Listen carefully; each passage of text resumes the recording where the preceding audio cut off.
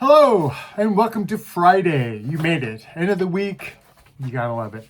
My name is Tom Carnell. This is Carnell Knowledge, and this is a show where I, 3 times a week, on Monday, Wednesdays, and Fridays, I review or recommend a bunch of stuff. 5 movies, a book, and 5 records that I think might have fallen through the cracks or been ignored, and I don't think they should be. And so I'm going to share them with you, and hopefully you will too.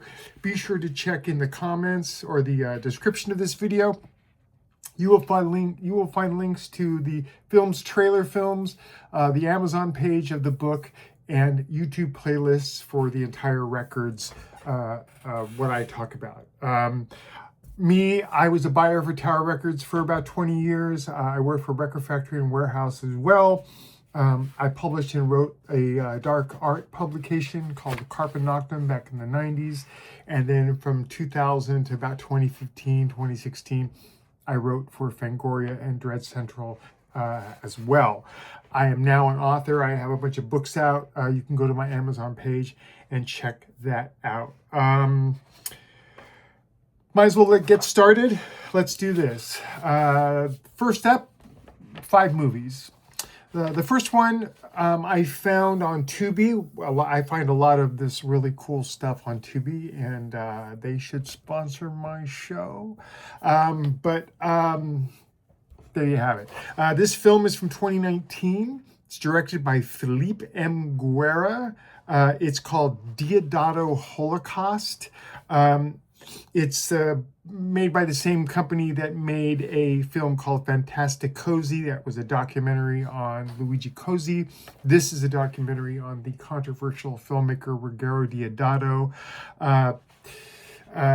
Deodato is probably best known for a film called Cannibal Holocaust. This film it's kind of a talking heads movie, as a lot of these kind of documentaries are. Deodato comes off kind of combative through this, and in fact ends the documentary walking off the set. Whether it's real or not is anybody's guess. The documentary itself, though, is informative, is entertaining, and it brings to light a director who has been kind of a mystery. He was doing horror conventions for a while there before I believe he passed. But it's important in the way that it shines a light on a man in his career that a lot of people talk about. You'll hear horror fans talk about like Dario Argento or Fulci or Mario Bava or that kind of thing. But like Antonio Margheriti, who I talked about on a previous show, Ruggero Deodato, those kind of people, they just don't get the shine that they should. And this documentary does that. It does a really good job on going through his filmography. And he talks a lot about the times that he was making them, the controversy that Cannibal Holocaust sort of generated. He talks a lot about the film Cut and Run, and drops a little kind of a dime on some of the actors in there, including Willie Ames from 8 is Enough. But it's a fine documentary. It's not too long. It's I think hour 15, hour 20. Again, talks, sort of illuminates a career that doesn't get illuminated a lot, and frankly, I think it should. Moving on to the next film from 1960. This is called The Hypnotic Eye. It was directed by George Blair, stars Jacques Bergerac, who was in Gigi, Mary Anders, who was in the movie Tickle Me with Elvis Presley, and Marcia Anderson.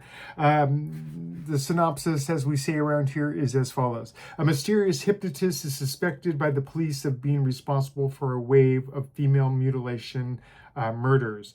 The film begins with a wild scene of a woman in her home doing her hair, and because she has been hypnotized, instead of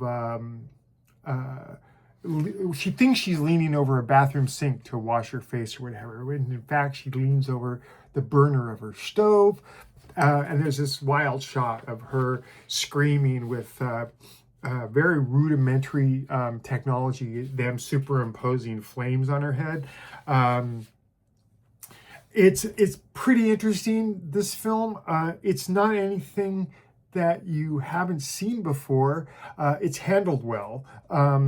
A couple of things I learned about this film. There's a old poet in the Beatnik Bar that was played by a guy named Lawrence Lipton, whose son James Lipton was the host of Inside the Actors Studio, and I thought that was kind of wild.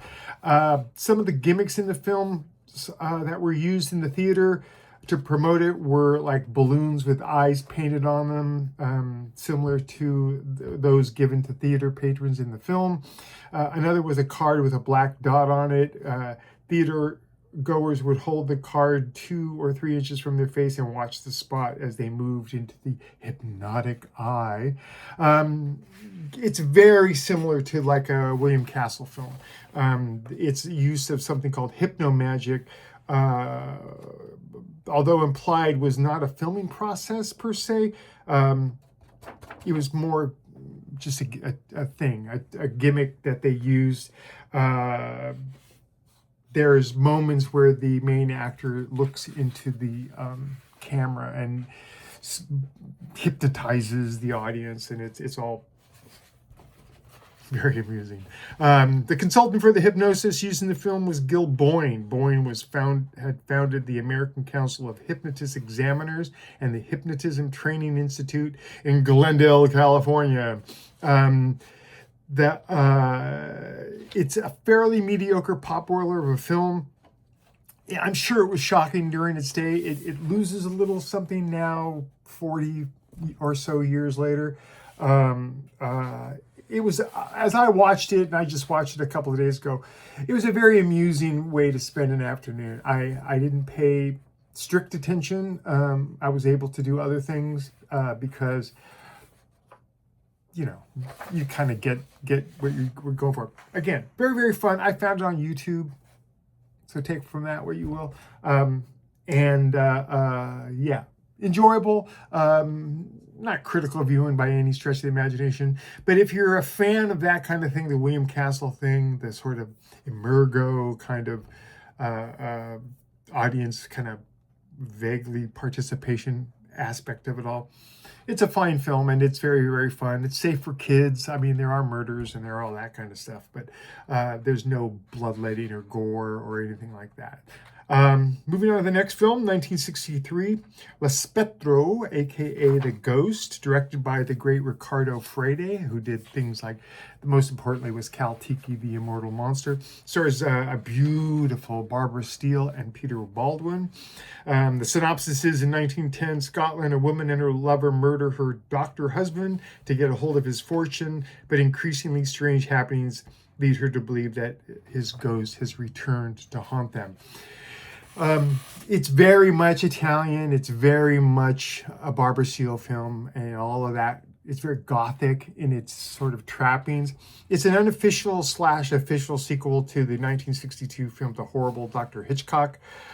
It's a little slow, but it's an entertaining gothic horror film. Atmospheric, moody, that kind of a thing. The cast is good. Everyone does a good job in their role. And again, Barbara Steele is just absolutely stunning in this.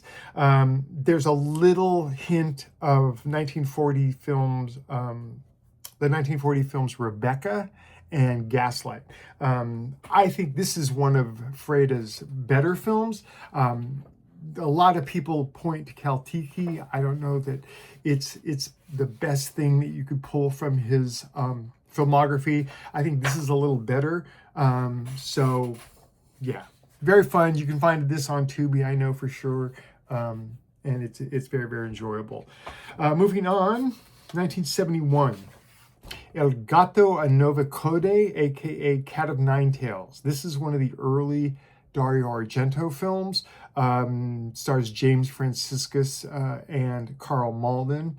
It's about a reporter and a blind puzzle writer who investigate a series of murders connected to a pharmaceutical company conducting secret genetic experiments, and they find themselves targeted by the killer.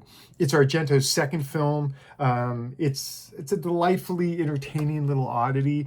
The plot is suitably labyrinthian. It's not anything that you would expect as a giallo that when you hear the words or the name Dario Argento. The cast is great. They all give great performances, but this is a very, very restrained Argento. He hadn't gotten the juice that he had later when he was doing things like Suspiria and Deep Red and that kind of a thing. I don't think this is as good as his another previous film, The Bird with the Crystal Plumage, but it's a solid watch. If you're an Argento completist, you've undoubtedly already seen this. If you're not, and you do have an interest in Dario Argento, Cat o' Nine Tails is as good as a place to start as The Bird with the Crystal Plumage or Four Flies on Grey Velvet or any of that other stuff. Let's see. Our last film. This one's a cracker. 1992, LAT SAU SAN TAAM, a.k.a. Hard Boiled, directed by John Woo, stars Chow Yun-fat, Tony Leung Chua, and Teresa Mo. It's about a tough-as-nails cop who teams with an undercover agent to shut down a sinister mobster and his crew. This is an action movie classic. This has some of the best executed action scenes in cinema. I dearly love this film. It features anything that features the line, give a guy a gun and he's Superman, give him two and he's a god. Come on. It sort of solidified Woo's reputation as an action director. It solidified the ideas of like doves flying and guys with two guns jumping into frame and blasting away. It's fantastic. The shootout in the tea house alone is a cinema classic. Just terrific. If you haven't seen Hard Boiled, what are you waiting for? This is something that I think every filmmaker or film fan, every filmmaker should see for themselves, and they should do it like post haste. Just great, great stuff.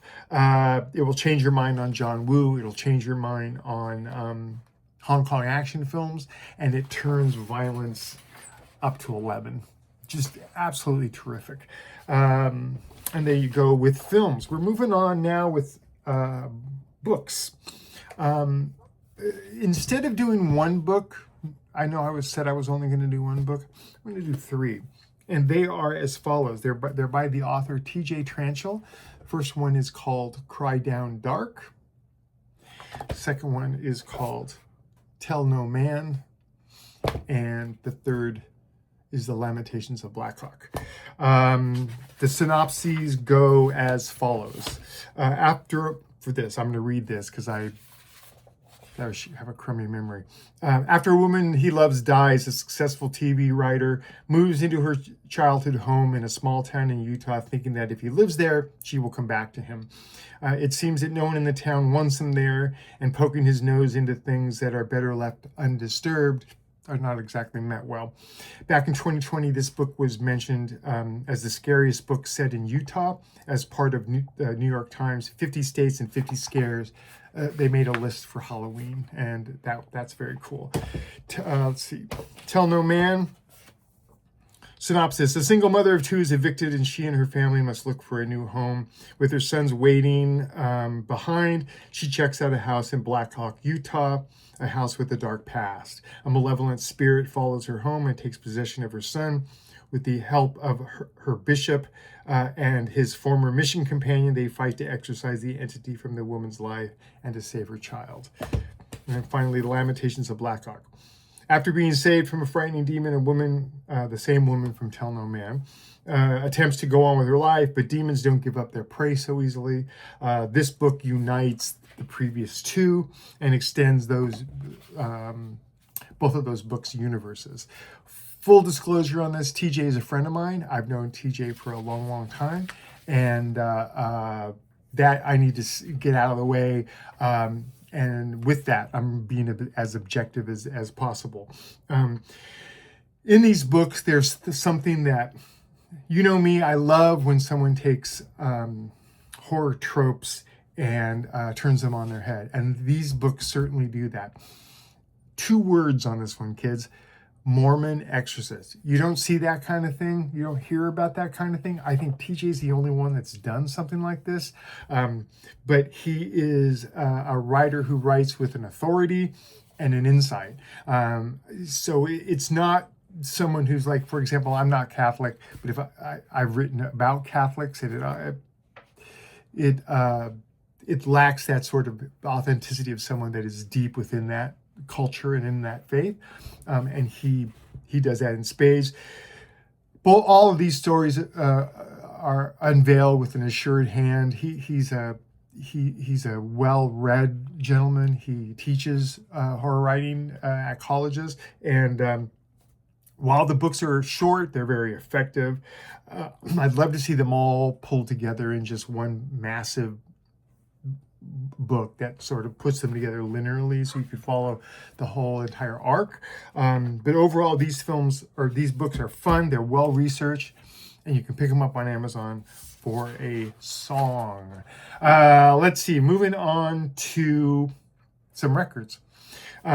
These are all, much like the last episode, these are all amazing. So, I don't bring junk to you folks. I really rifle through a lot of different titles, but these things are all just stellar.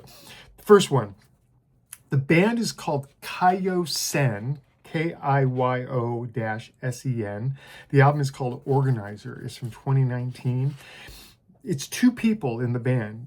Kiyomo Otaka, who played keyboards for the 4th sort of incarnation of Cassiopeia, the Japanese fusion band, and Senri Kawaguchi, who plays drums. And I think she got popular based on a lot of YouTube videos of like playing along with other records and stuff. And boy, both of these people are just, the band was started in 2013. These are dense keyboards with rumbling drums. It kind of reminded me of old prog, and you'll see the influences here in a second. But the songs themselves, they are fluid, they're super complex, but they're eminently listenable, just absolutely stellar. I love this record. They reminded me of things like a subdued Rick Wakeman, even more subdued Keith Emerson, John Lord from Deep Purple, Gentle Giant, Tony Banks. The Outer Net is a recent band that they sounded like. Really stunning. These 2 gals have a couple of records out, like 4 or 5, and I've not heard one that didn't just absolutely blow me away. Absolutely stunning and really, really great stuff. Our second record is from 2009. They're from a Swedish avant-garde metal band called Diablo Swing Orchestra. The album is called Sing-Along Songs for the Damned and Delirious. This thing is wild. It fuses like 40s swing music with symphonic metal and progressive rock. The band started back in 2003. A way I would describe him would be like if Carl Stalling, the guy who did all of the music for the Warner Brothers Bugs Bunny cartoons, fronted a metal band, or maybe like a hard rock version of Cherry Poppin' Daddies or Brian Setzer. It's hard to describe, but once you hear it, you will absolutely fall in love with this thing. Infinitely weird, but gloriously wonderful. Diablo Swing Orchestra, man. Once again, it's one of those bands, a lot of times that I present to you people that some of you will absolutely love, some of you are going to absolutely hate. That's okay. I personally love this band. The second I heard this record, I was sold and immediately picked up everything that they put out. Just really, really terrific. They reminded me of things like Sleepytime Gorilla Museum, if you've heard them, Blessed Lestrange, and the Royal Crown Review.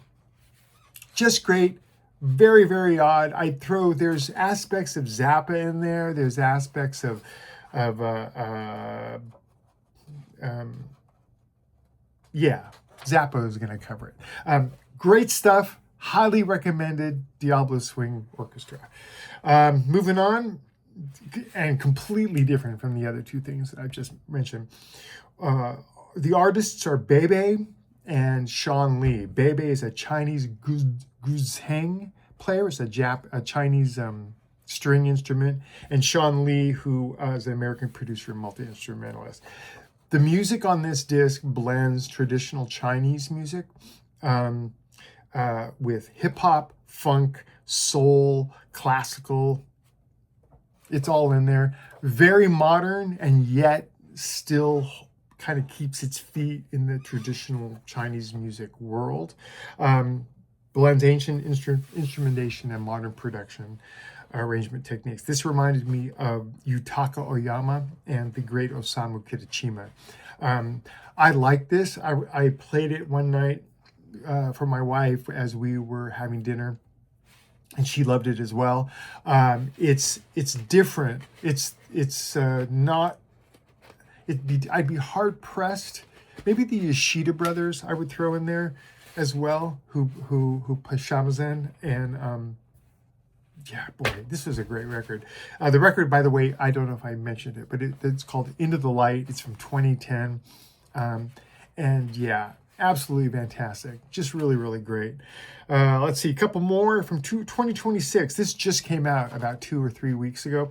The band's called Near the Parenthesis. The record is called Relative Minor. They're a band from San Francisco. This is expressive melodies, very reflective, like lush piano and guitar underpinned by heavily detailed beats and glitches. It achieves this weird reality between relaxation and exhilaration. It reminded me of things like Boards of Canada, Tycho, Marconi Union, Solar Fields, maybe a little Cocteau Twins thrown in there. Go to the description. You can find the link. Go listen to for yourself.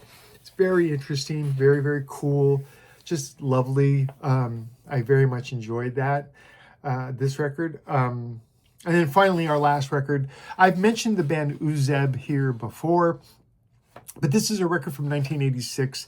It's called Absolutely Live. It's a record that they did with the great French violinist Didier Lockwood, who's a burner, by the way. Sidebar on that. Didier Lockwood, look him up. You can find, he has a ton of albums out, and they're all of that sort of Jean-Luc Ponty, Stefan Grappelli, that kind of sound. Just really great. This is a live record with him. It's fusion, very intricate, very complex, wholly listenable. But yeah, these guys, they're not screwing around. They're not slouches. It's not exactly shredding. It's by no means is it a contest to see how many notes can we shove into a measure. But it's this is more interested in painting sonic pictures. Again, the allusions to like Jean-Luc Ponty especially are pretty apt. Reminded me of Tribal Tech, Steve Smith and Vital Information, Jimmy Haslip, Jeff Berlin, Omar Hakim, Hiram Bullock. You getting it? Just great stuff. I really enjoyed that, and have already added a couple of more UZEB records to my my inbox, which I keep on my streaming thing. I have a whole system. So that's going to do it for another week. I do have some things planned that I may drop either this weekend or next. Little essays that I've been thinking about including. They don't fit the format of this show, the Monday, Wednesday, Friday show. So I'm going to do kind of one-offs. They should be fairly short, like maybe 10 minutes or so. The first one I'm working on now is called Time in the Chair. Has to do with the internet and its seemingly tidal wave of authorities, and how one becomes one, which most of these people don't do. But yeah, you'll see, again, as always, Please subscribe to the channel. I appreciate that. It helps with the algorithm. Like the video. That also helps with the algorithm. Comment if you have a question. I usually get back to you within 24 hours, if not quicker.